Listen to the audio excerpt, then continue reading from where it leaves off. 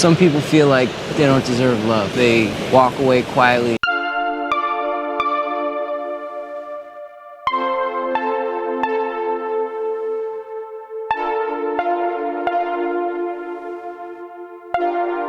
இந்த பெண்குயினுக்கு என்னதான் ஆச்சு? சோஷியல் மீடியா ஃபுல்லா இந்த பெண்குயினுடைய வீடியோ தான். இந்த பெண்குயினால பல பேர் பல கருத்தை சொல்றாங்க. இந்த பெண்குயினால பல பேர் தங்களுடைய வாழ்க்கையே மாறின மாதிரி காமெண்ட் பண்றாங்க, எடிட் பண்ணி வச்சிருக்காங்க.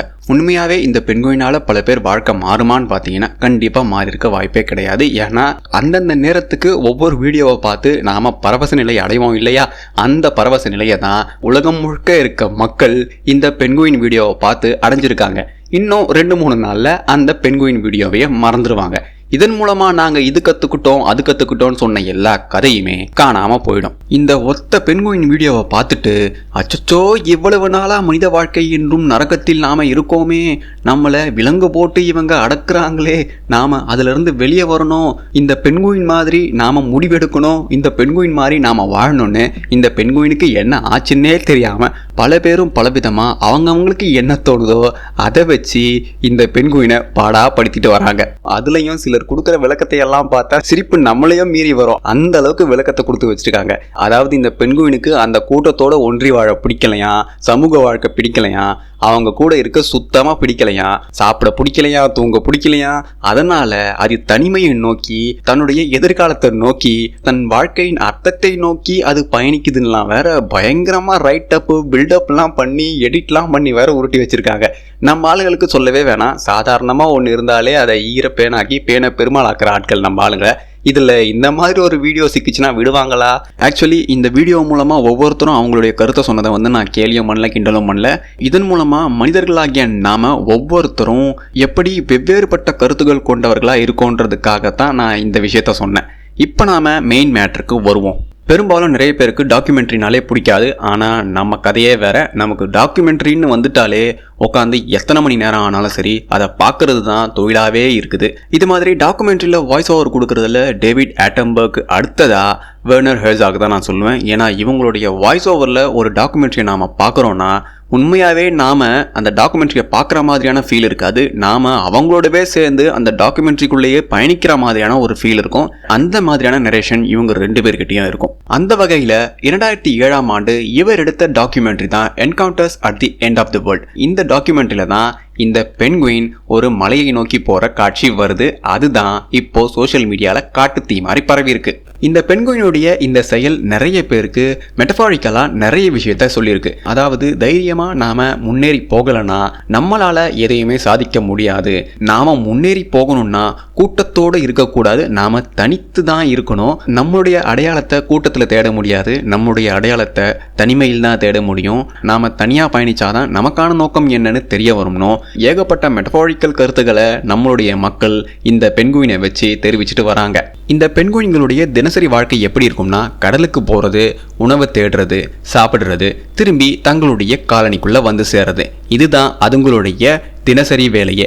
பெண்குயின்களுடைய இந்த பேசிக் ப்ரோக்ராமிங் கரப்ட் ஆகும் போது இந்த வழிதான் போகணும்னு சொல்லக்கூடிய அதுங்களுடைய உள்ளுணர்வு என்ன பண்ணும்னா வேலை செய்யாம எந்த வழி வேணா போகணுன்ற ஒரு கட்டளையை விதிக்கும். அதன் மூலமா இந்த பெண்குயின்களுக்கு நம்ம காலனிக்கு போகணுன்ற எண்ணம் வராம எங்க தோணுதோ அந்த பக்கம் போகுங்க. அதுங்களால நாம தவறான பாதையில போறோம்னு கூட உணர முடியாத அளவுக்கு தான் அதுங்களுடைய ப்ரோக்ராமிங்கே இருக்கு.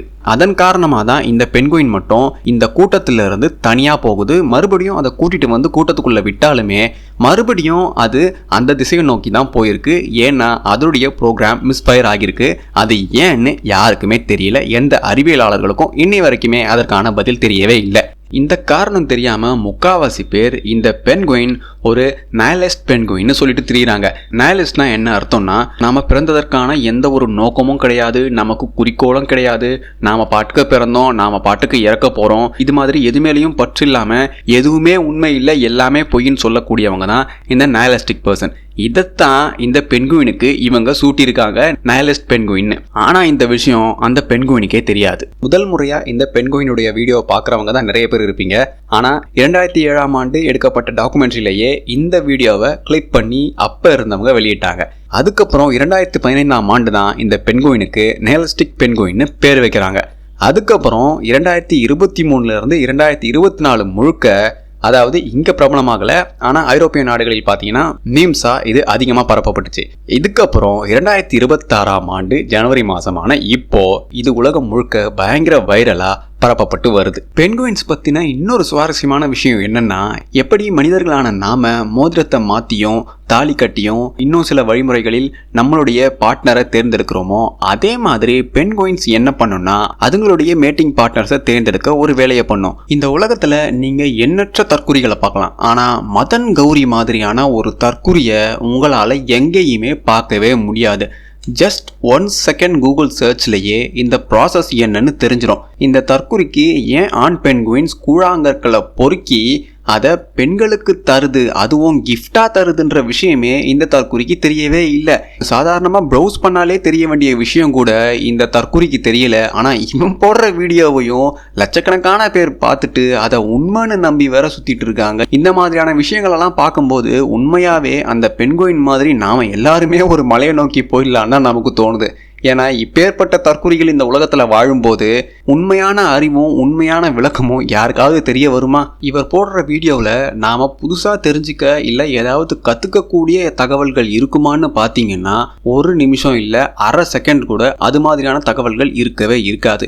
ஒரு நிமிஷ வீடியோவை 15 நிமிஷம் போடக்கூடிய திறமை மதன் கௌரியையே சேரும்னு அவரை பின்தொடரக்கூடிய ஆட்களுக்கு நல்லாவே தெரியும். ஆண் பென்குயின் என்ன பண்ணும்னா சரியான அழகான கச்சிதமான கூழாங்கல்ல தேடி ஆராய்ஞ்சி அலைஞ்சி திரிஞ்சு பென்குயின் கிட்ட எடுத்துட்டு வந்து காட்டும். அந்த பென்குயின் அந்த கல்லை ஏத்துக்கிட்டா அந்த கல் மூலமா அந்த ரெண்டும் சேர்ந்து நெஸ்ட் கட்டும். அந்த கூட்டுல தான் இந்த ரெண்டுமே மேட்டிங் சீசன் ஃபுல்லா இருக்கும். இது பென்குயின்களுக்குள்ள நடக்கிற ஒரு சடங்கு. ஆக்சுவலி மனிதர்களான நாம மட்டும்தான் நமக்குள்ள இது மாதிரியான சடங்குகளை உருவாக்கி வச்சிருக்கோம்னு நிறைய பேர் நினைச்சிட்டு இருப்போம். ஆனா அனிமல் கிங்டம்ல ஒவ்வொரு விலங்குக்கும் ஒவ்வொரு மாதிரியான ரிச்சுவல் பிராக்டிசஸ் இருக்கு. பென்குயின்ஸ்க்கு இது ஒரு ரிச்சுவல் பிராக்டிஸ். ஆண் பென்குயின் எடுத்துட்டு வர அந்த கூழாங்கற்களை பெண் பென்குயின் ஏத்துக்கிட்டா அவங்க அந்த சீசன்ல மேட்டிங் பார்ட்னரா இருப்பாங்க. எப்பேற்பட்ட விஷயம் இல்லை இது. எப்படி மனிதர்களான நாம அடுத்தவங்க கிட்ட இருந்து திருடுவோமோ சில விஷயத்துக்காக, அதே மாதிரி இந்த ஆண் பென்குயின்ஸும் ஏற்கனவே இருக்க கூடுகளில் இருந்த அழகான கற்களையும் திருடி கொண்டு போய் அதுங்களுடைய மேட்டிங் பார்ட்னருக்கு கிஃப்டா தருமா. அதை பார்த்து அந்த மேட்டிங் பார்ட்னர் ஏத்துக்கிட்டா கூடு கட்டி அதுக்குள்ள அதை வச்சு அவங்களுடைய அடுத்த சந்ததியை பாதுகாப்பா அதுக்குள்ள வளர்க்க இவங்க இந்த கூடை கட்டுவாங்களாம். இந்த கூட்டை இதுங்க எப்படி கட்டும்னா உருகும் பனிக்கு மேல, அதாவது பனியால எந்தவித பாதிப்பும் அடையாத அளவுக்கு இதுங்க அந்த கூட்டை அவ்வளவு அருமையா கட்டுங்க. அதன் மூலமா தான் இதுங்க போடும் முட்டை மிகச்சீரான சீதோஷ்ண நிலையில அழகா குஞ்சா பொறிஞ்சி வெளியே வந்து அடுத்த தலைமுறை உருவாகுது. இன்னும் சொல்ல போனா இந்த பென்குயின் உடல் ரீதியா பாதிக்கப்பட்டு அதன் மூலமா தன்னுடைய கூட்டத்தை விட்டு பிரிஞ்சு சாவு நோக்கி போகுதுன்னு சொல்றது கூட ஒரு ஊகம்தான். உண்மையாவே அந்த பென்குயினுடைய உடம்புக்குள்ளேயும் அதனுடைய மூளைக்குள்ளேயும் மனசுக்குள்ளேயும் என்ன நடக்குதுன்னு அறிவியலாளர்களால கண்டுபிடிக்கவே முடியல. ஒன் அண்ட் ஒன்லி அந்த பென்குயின்ஸ்க்கு மட்டும்தான் தெரியும். இதே மாதிரி தான் அனிமல் கிங்டம்ல இருக்க எல்லா விலங்குகளுக்கும் ஒவ்வொரு தனி அம்சம் இருக்கு. நிறைய விலங்குகள் இது மாதிரி தன்னுடைய கூட்டத்தை விட்டு தனியா பிரிஞ்சு போகும். சில விலங்குகள் தனியா பிரிஞ்சு போய் ஒரு ராஜ்யத்தை அமைக்கும். ஆனா சில விலங்குகள் மட்டும் தனியா போய் தன்னுடைய வாழ்க்கைய முடிச்சுக்கும். இது எல்லாத்தையும் இந்த விலங்குகள் தெரிஞ்சு பண்ணுதுங்களா இல்ல தெரியாம பண்ணுதுங்களான்னு யாருக்குமே தெரியாது, எக்ஸப்ட் அந்த விலங்குகளை தவிர. ஆக்சுவலி ஹெர்சாக் அண்டார்டிகாக்கு எதுக்கு போயிருந்தாருன்னா இந்த பென்குயின்ஸ் பத்தி படம் எடுக்கவோ இல்ல மற்ற விலங்குகளை பற்றி படம் எடுக்கவோ அவர் போகவே இல்லை. அவர் போக முழுக்க காரணம் அறிவியலுக்காகவும் தனிமையை பற்றி தெரிஞ்சுக்கவும் மனிதர்களான நாம ஏன் இருக்கோன்ற கேள்விக்கான பதிலை தெரிஞ்சுக்கவும் தான் அவர் அங்க போயிருக்காரு. அவருடைய அதிர்ஷ்டம் தான் இந்த பென்குயின் கூட்டத்தை பார்த்தது. அதுலயும் இந்த பென்குயின் கூட்டத்துல இந்த பென்குயின் மட்டும் இல்ல, இதே மாதிரி நிறைய பென்குயின்ஸ் இருக்குன்னு அவரே அந்த டாக்குமெண்ட்ரி எடுக்கும்போது சொல்லியிருக்காரு. ஆனா நாம இந்த ஒரே ஒரு பென்குயினை மட்டும் பார்த்துட்டு இந்த கூட்டத்திலேயே இந்த ஒண்ணு மட்டும் தான் தனித்து போயிருக்குன்ற ஒரு எண்ணத்துல இருக்கும். அப்படி கிடையாது. இந்த கூட்டத்துல மட்டும் இல்ல, பென்குயின் கூட்டத்துல நிறைய இது மாதிரி இருக்கும். இந்த பென்குயினை வச்சு நிறைய பேர் கருத்து சொன்னீங்க இல்லையா, அதை எல்லாத்தையும் உள்ளடக்கிய மாதிரியான ஒரே ஒரு விஷயத்த மட்டும் சொல்றேன். அதுவும் கார்ல் ஜங் சொன்னது. அவர் என்ன சொல்லியிருக்காருன்னா, ஃபியூச்சர் நினைச்சி, அதாவது எதிர்காலத்தை நினைச்சி நமக்குள்ள ஏற்படும் பயமோ என்ன ஆக போதுன்ற ஒரு எண்ணமோ நம்மளை ஒரு பிரேக் த்ரூவை நோக்கி நகர்த்துது. அந்த பிரேக் த்ரூல உண்டாகிற வெடிப்புகளின் உள்ளே பயணித்து நாம எதிர்காலத்தில் எப்படி ஆக போறோன்ற ஒரு முடிவையும் தைரியமாக நம்மளால் எடுக்க முடியுமா எடுக்க முடியாதான்ற ஒரு எண்ணத்தையும் நம்மளால் பார்க்க முடியும்னு சொல்கிறாரு. அவர் மட்டும் இல்லை, இன்னும் பல தத்துவவாதிகளும் நம்மளுடைய தமிழ் புலவர்கள் பலரும் இது மாதிரியான பல விஷயங்களை அந்த காலத்திலேயே பேசிட்டு போயிருக்காங்க. ஆனால் நாம் அதை பற்றியெல்லாம் அதிகமாக படிக்காத காரணத்தால் நம்ம எல்லோருக்கும் அஞ்சறிவு இருக்க ஒரு பெண்குயின் செருப்பால் அடித்த மாதிரி இந்த விஷயத்த சொல்லிட்டு போயிருக்கு. இனிமேலாவது நாம் நம்முடைய முன்னோர்கள் என்ன சொல்லிட்டு போயிருக்காங்க வாழ்க்கையை பற்றியும் நம்மளுடைய வாழ்வியலை பற்றியும், அதுவும் இல்லாமல் மனிதர்களான நம்மளுடைய நோக்கம் என்னன்னோ அவங்க பல முறையில் சொல்லிட்டு போயிருக்காங்க. ஆனால் நாம தான் அது எதையுமே தேடி படிக்காமல் நாம் நவீனமடைந்து விட்டோம், பயங்கரமாக டெவலப் ஆகிட்டோம்னு உருட்டிட்டு சுற்றுறோமே தவிர ஒரு பெண்குயின் மூலமாக நாம் கற்றுக்கிட்ட இந்த விஷயத்த இத்தனை வருஷமாக நாம் தெரிஞ்சிக்காமலே தற்குறிகளாக வாழ்ந்து வந்திருக்கோன்றதை நாம் நினைச்சாலே எப்பேற்பட்ட மூளை இல்லாத முட்டாள்களாக நாம் வாழ்ந்திருக்கோன்னு நீங்களே யோசிச்சு பாருங்க. உண்மையாகவே இந்த பெண்குயினுக்கு முன்னாடி 6 அறிவு உள்ள மனிதர்கள் எல்லாருமே சாதாரண ஒரு தற்குறிகள் தான். அந்த வகையில் இந்த பெண்குயின் தான் 6 அறிவு கொண்ட மிகப்பெரிய உயர்ந்த உயிரா இந்த விஷயத்தில் நிற்குது. உண்மையாகவே 6 அறிவு கொண்ட மனுஷனால கூட இது மாதிரியான விஷயத்த உலகம் முழுக்க இருக்க மக்கள் மனசில் பதிய வைக்க முடியுமா, இல்லை இது மாதிரியான கேள்விகளை எழுப்ப வைக்க முடியுமான்னு சத்தியமாக எனக்கு தெரியல. ஆனால் ஒரு 5 அறிவு இருக்க பெண்குயின் பல பேருடைய மனசாட்சியையே புரட்டி போட்டிருக்கு. அதனாலேயே இந்த பெண்குயின் மனிதர்களையும் தாண்டி மிக உயரத்தில் நிற்குது.